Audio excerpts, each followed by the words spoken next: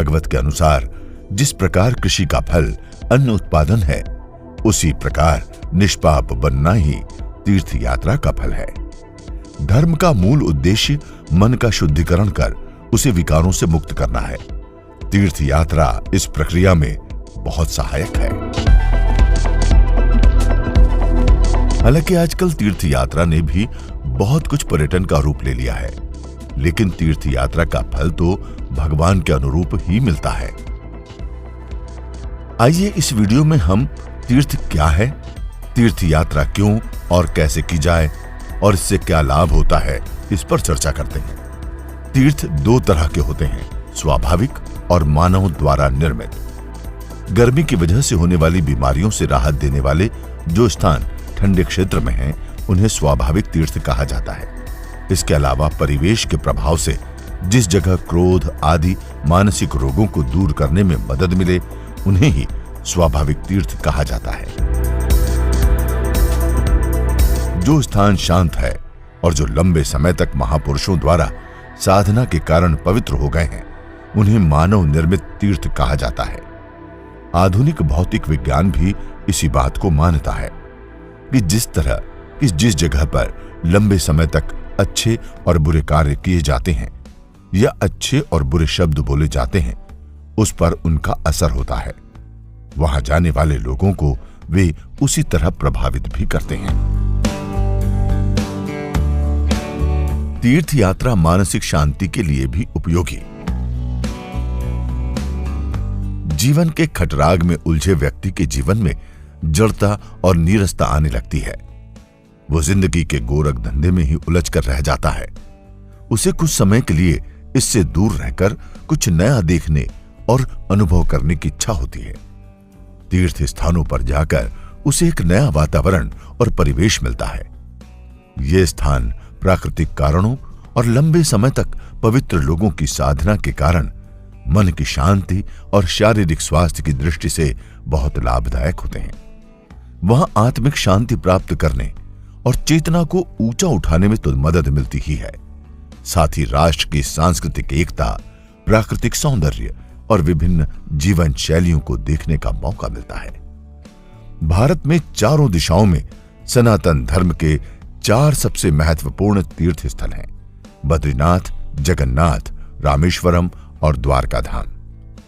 देश के 4 कोनों में स्थित इन स्थलों का अपना अपना धार्मिक और सांस्कृतिक महत्व है। इन जगहों पर पवित्र साधु संतों के दर्शन होते हैं। यात्री को भगवान का भजन करने तथा अच्छे कर्म करने की प्रेरणा मिलती है। प्राचीन मंदिरों में दर्शन प्रसाद का लाभ भी मिलता है, इसलिए व्यक्ति को अपने व्यस्त जीवन से कुछ समय निकालकर समय समय पर तीर्थ सेवन अवश्य करना चाहिए। यथासंभव परिवार के साथ तीर्थ यात्रा करनी चाहिए। विवाहित व्यक्ति को पत्नी के बिना तीर्थ यात्रा नहीं करने का विधान निश्चित किया गया है, अर्थात तीर्थ यात्रा में जीवन संगिनी को साथ अवश्य ले जाना चाहिए।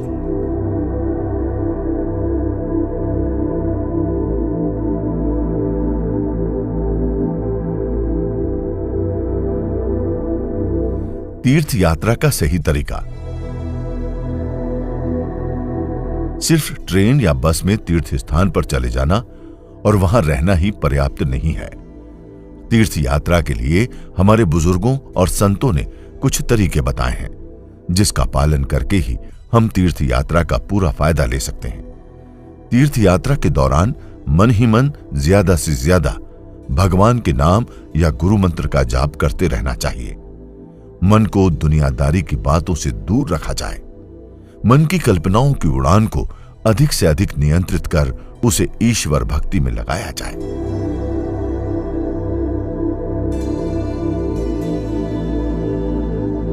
बाल अर्पित करना। तीर्थ यात्रा के दौरान अनेक तीर्थ स्थलों पर सिर के बाल अर्पित करने की प्रथा है। इसके पीछे भी एक सोच है। माना जाता है कि मनुष्य के पाप उसके बालों पर आकर ठहर जाते हैं, लिहाजा तीर्थ यात्रा में मुंडन का विधान किया गया है। मुंडन करवाते समय ऐसा भाव रखना चाहिए कि मेरे सब पाप बालों के साथ निकल रहे हैं।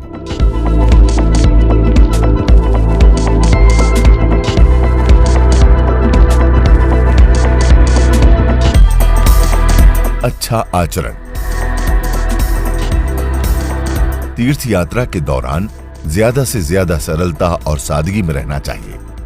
पैसे का लोभ न कर खुलकर दान कर्म करना चाहिए।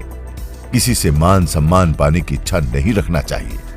सांसारिक जीवन में कई कारणों से कभी कभी झूठ भले ही बोलना पड़ता है, लेकिन तीर्थ यात्रा में बिल्कुल झूठ न बोलें। किसी से कड़वे वचन न कहें। अपमान होने पर भी कोई प्रतिक्रिया न देकर अपमान करने वाले को मन से क्षमा कर दें। किसी भी तरह के व्यसन से परहेज करें। पंडित पुजारियों से किसी भी कारण से नाराज न हो। उनके व्यवहार में कोई दोष भी लगे तो ये माने कि आपके धैर्य की परीक्षा के लिए ये ईश्वर की इच्छा से हो रहा है। भक्तों की पंक्ति में लगकर ही दर्शन करें। किसी वीआईपी ट्रीटमेंट का भाव न रखें। सब कुछ ईश्वर को निवेदित करके ग्रहण करें। तीर्थ में किसी भी पाप से बचना चाहिए। तीर्थ स्थल पर किए गए पाप हजारों गुना बुरा परिणाम देते हैं। वे कभी नष्ट नहीं होते। इन नियमों को अपनाने से तीर्थ यात्रा का भरपूर फल मिलेगा।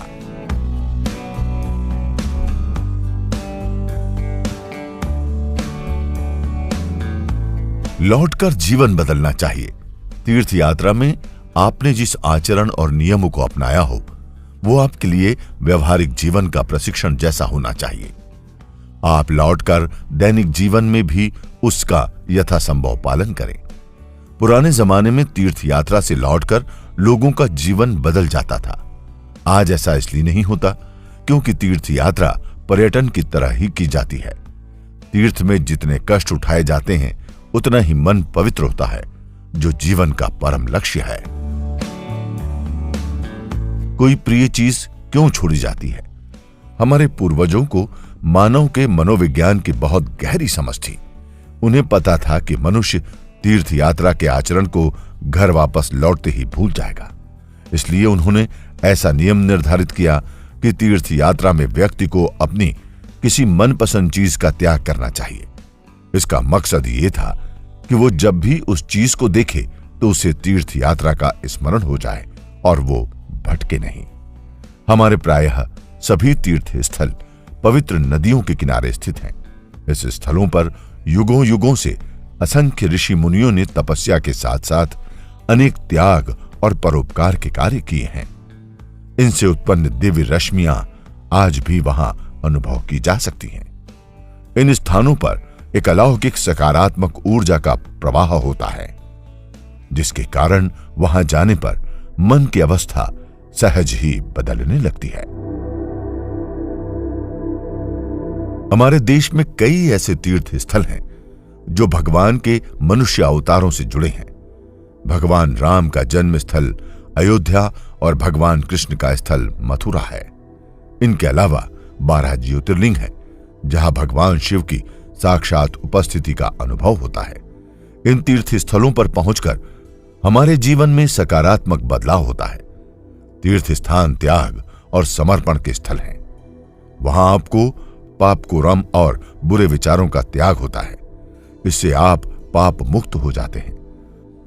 तीर्थ स्थल अपनी आस्था और श्रद्धा के समर्पण से हमारे भीतर सकारात्मक ऊर्जा बढ़ती है। इसलिए जीवन की व्यस्तताओं से समय निकालकर तीर्थ सेवन जरूर करें। इसके लिए बुढ़ापे का इंतजार ना करें। यह धारणा गलत है कि तीर्थ यात्रा तो बुढ़ापे का काम है। रजोगुण प्रधान और घुमक्कड़ लोगों के लिए तीर्थ यात्रा